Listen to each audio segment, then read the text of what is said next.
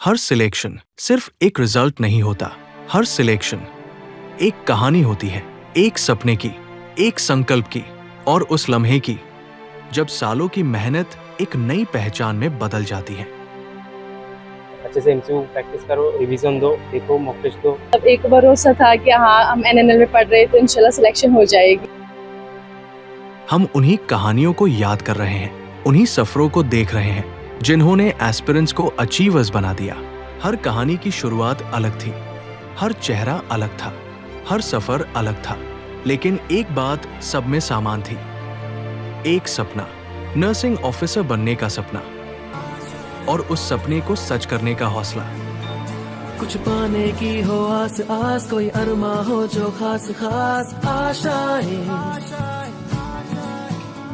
हर कोशिश में हो बार बार, करे दरियाओं को आर पार आशाएं। कुछ कहानियां खुद पर विश्वास की थी, कुछ कभी हार ना मानने की, कुछ अपने परिवार के सपनों को पूरा करने की और कुछ खुद को एक नई पहचान देने की।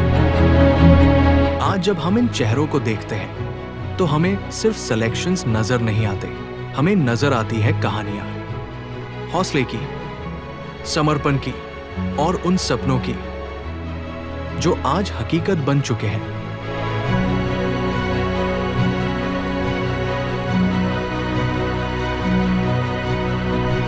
एनएनएल के लिए सबसे खास बात कभी सिर्फ रिजल्ट्स नहीं रहे, सबसे खास रही है ये जर्नीज।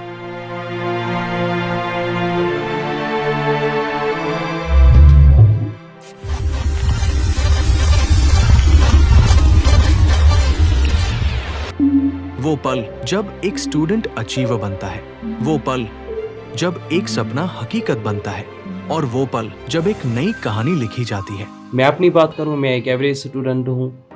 जब पढ़ता तभी पास होता, ना पढ़ता तो फेल होता। बट एनएनएल फैकल्टी के पास पढ़ने के बाद मुझे पढ़ने की एडिक्शन हो गई।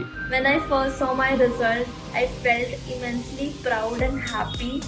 It was a mix of feelings with happiness and gratitude because this result validates all the late nights you have worked, all the efforts you have put, all the sacrifices you have made for this one exam.